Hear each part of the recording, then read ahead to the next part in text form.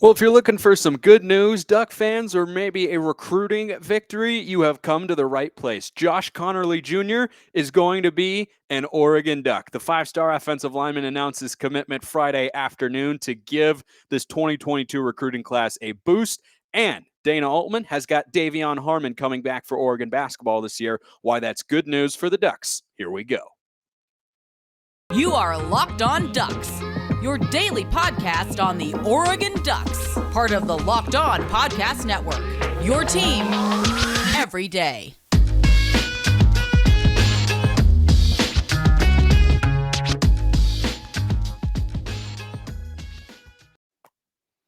Yes, it is that time once again for Locked On Ducks. I'm your host, Spencer McLaughlin, D1 play-by-play broadcaster and lifelong Oregon Ducks fan. Thank you for making this your first listen or your first view if you're watching on YouTube. Every day, it's part of the Locked On Podcast Network, your number one source to stay up to date with the Ducks every single weekday. Like and subscribe to the YouTube channel or wherever you're listening to the show. 5-star reviews on Apple Podcasts, nice comments anywhere, including on YouTube. Always appreciate seeing all of that. I've seen those of you who have, and I appreciate every single last one of you who continue to grow the show and be a part of this wonderful community we call the Oregon Ducks, who got a great piece of news on Friday. I was so fired up. I'm still fired up. I'm recording this on Sunday night.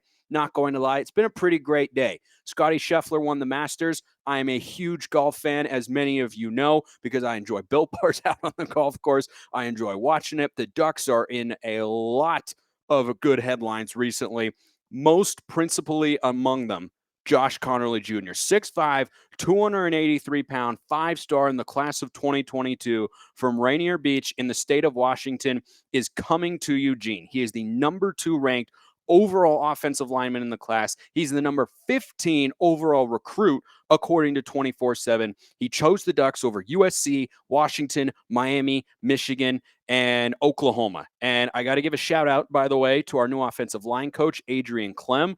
This was kind of his first big major recruiting victory, and it's a huge, huge one for the Ducks. I also didn't know this. Back in the day, Adrian Clem was the 2012 Pac-12 Recruiter of the Year. He is showing why right now for the Ducks. This is just, I was really surprised, right? And I still sort of am, because Connerly had a bunch of crystal balls from, I think, 3 or 4 different people on 24/7 to USC.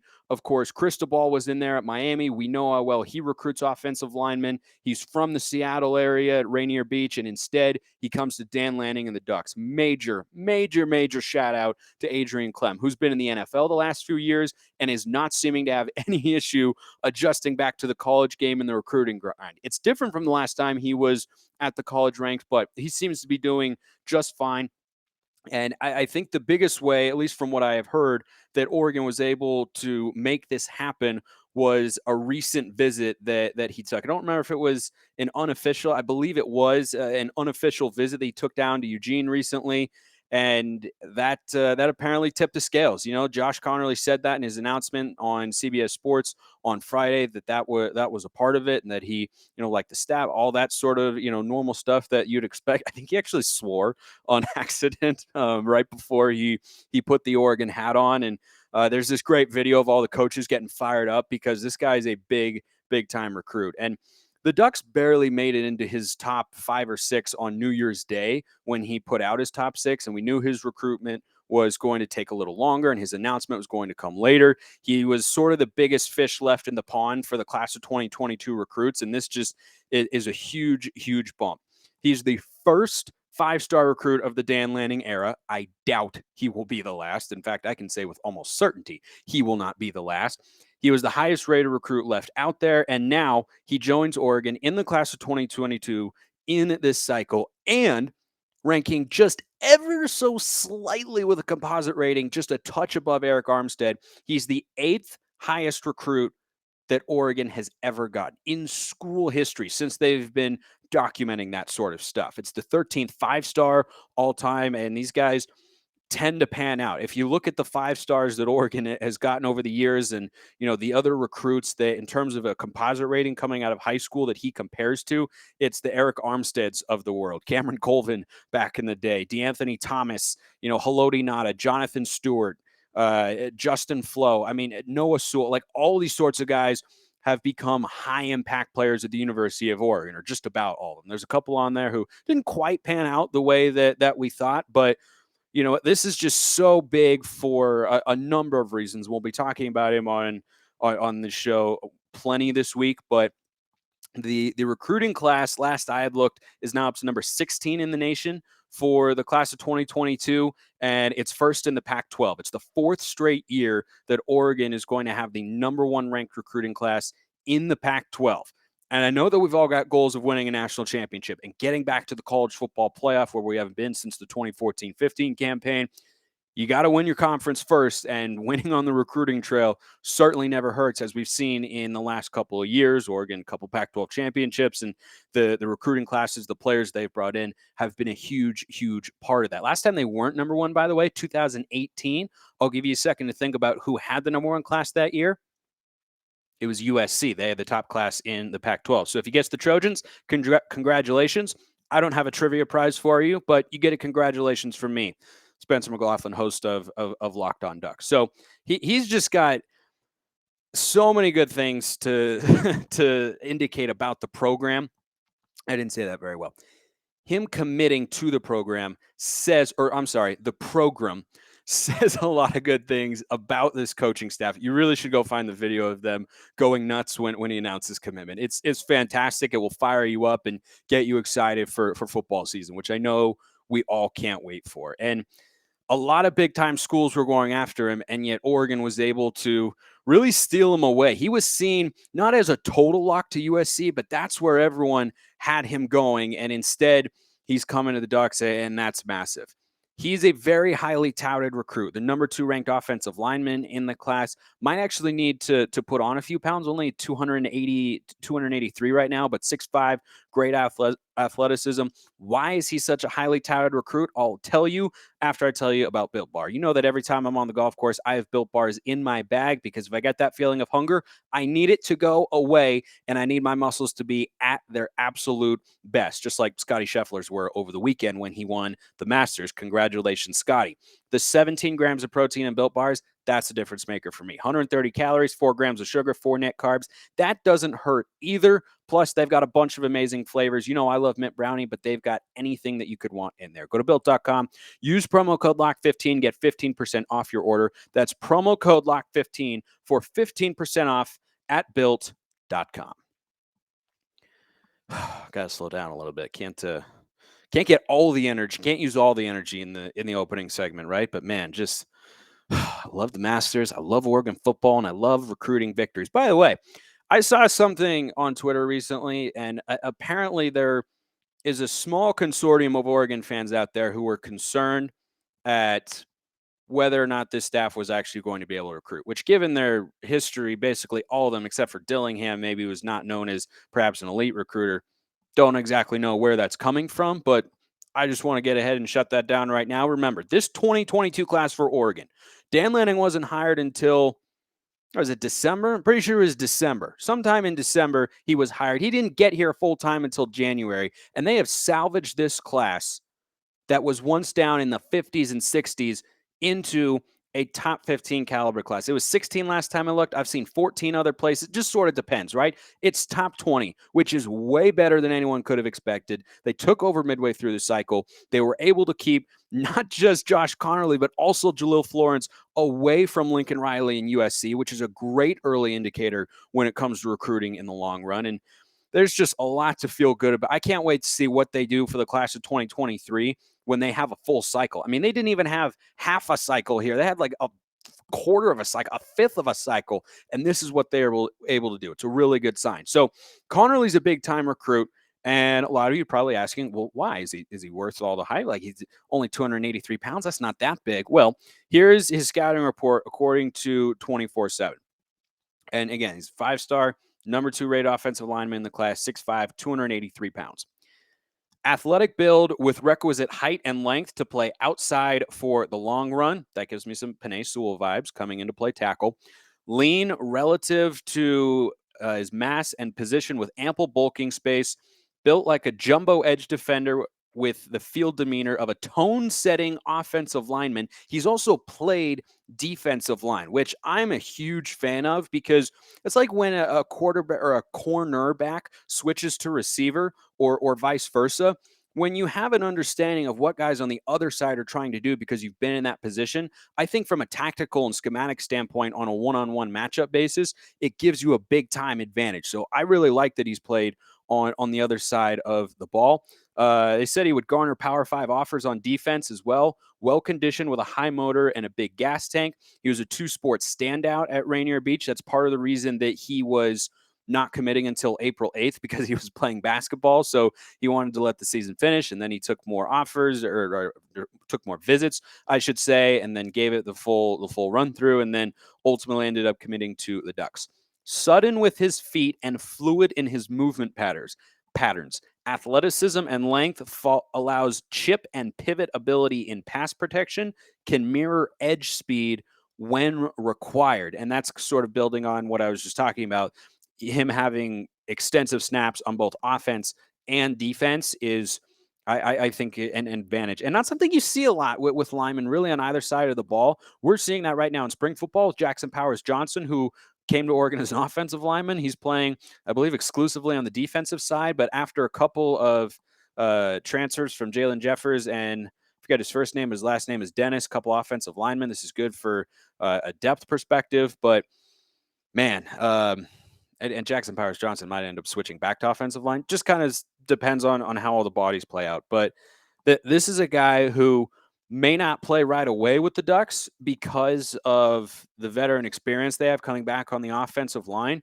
But I tell you what, once Oregon has some guys graduate, he figures to be someone who he could redshirt this year and play in 4 games. Depends on injuries and how that all shakes out. But he has the potential to be, when you read a scouting report and all the recruiting and all that sort of stuff, he can be an anchor on the offensive line like Penei Sewell was. And Penei Sewell back in the day, that was a high impact offensive lineman. So that is the good piece of news we start with today when it comes to Oregon football.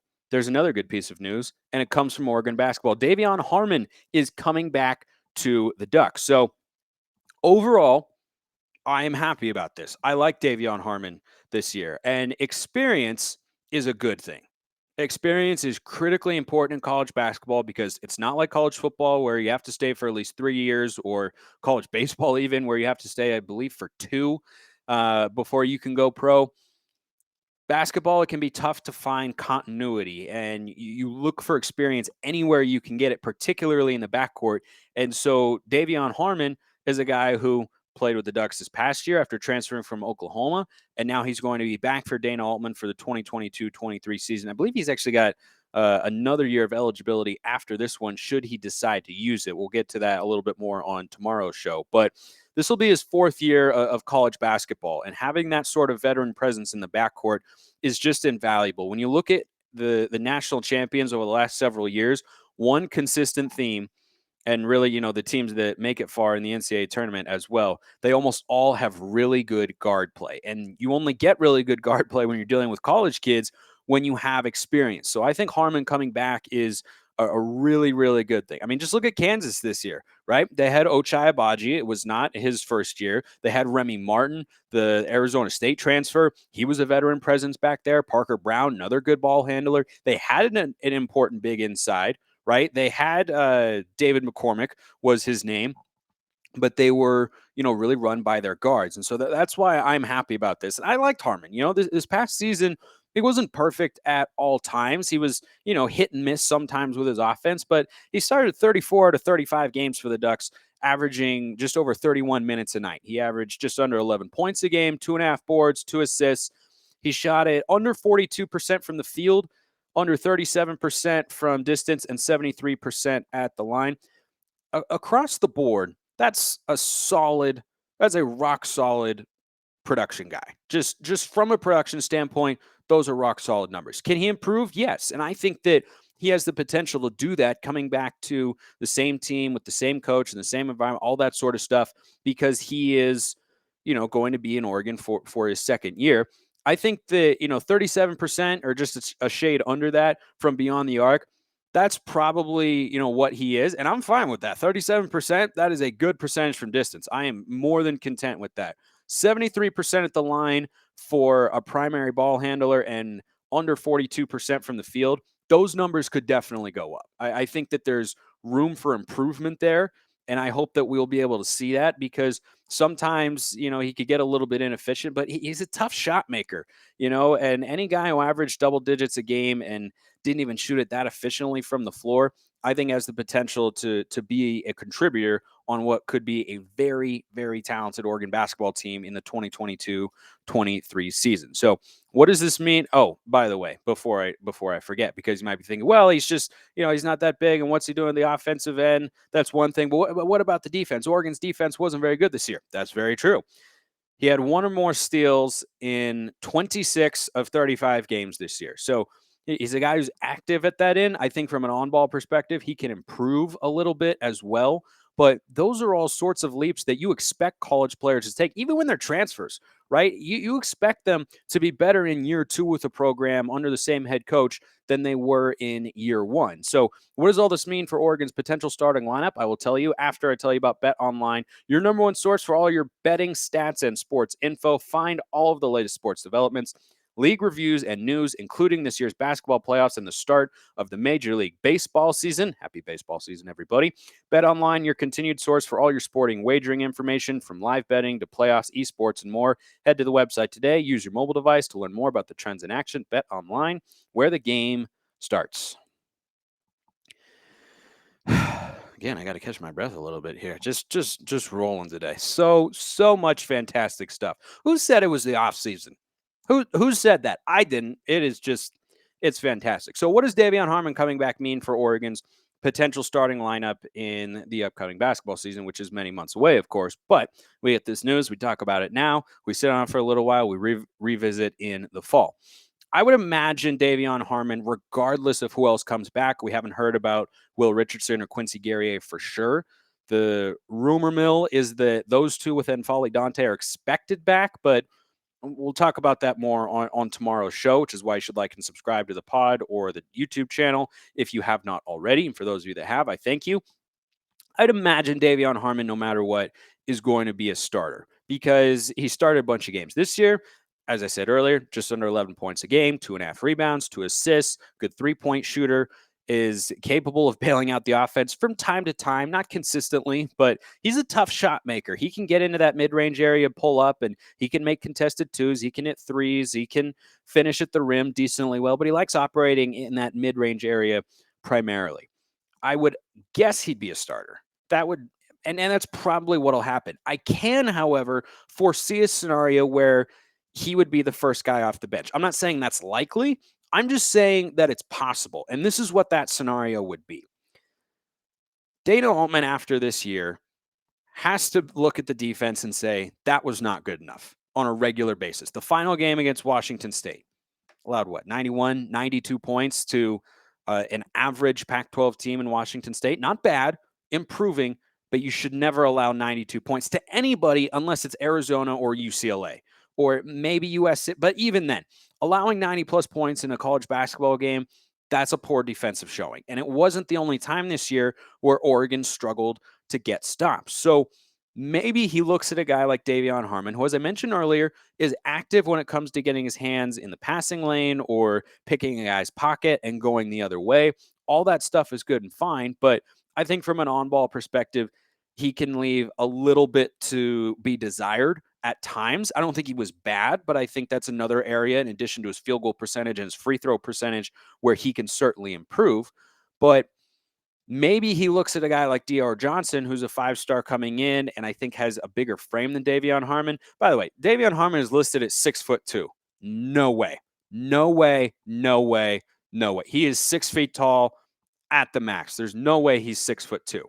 And so let's say Will Richardson comes back and Dior Johnson, the five-star freshman, is, popping early in his time on the court, and he shows an ability to be a starting caliber player and, play alongside a veteran guard and Will Richardson to help him grow.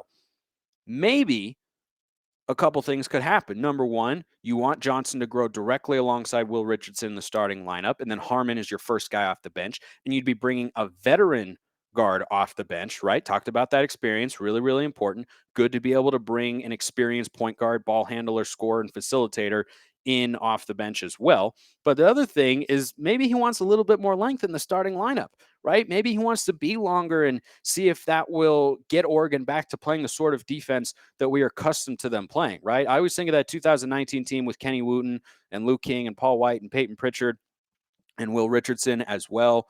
That was a really good defensive team, but they only had really one small guy in there. And this year, Oregon had a couple. Now, maybe Harmon is the only small guy, but maybe he wants to bring him off the bench. Now, again, I don't think this is likely.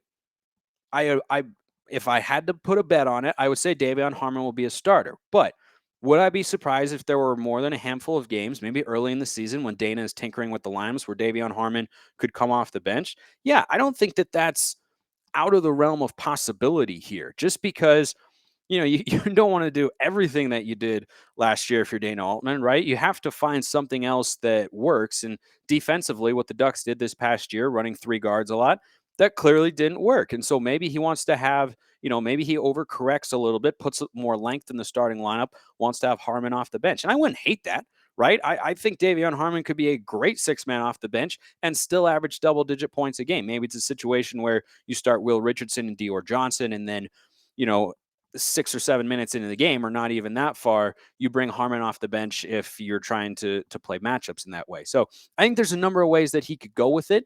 And I think Davion Harmon will start, but overall, this is good news. He's the sort of player, an experienced guard who can shoot, handle the ball, and facilitate, and is at least active and willing at the defensive end, though I think he can improve there a little bit. I think that's a really good thing for Dana Altman to have coming back in the 2022-23 season as the Ducks look to get back into the NCAA tournament. I appreciate everyone listening. Have a wonderful rest of your day. And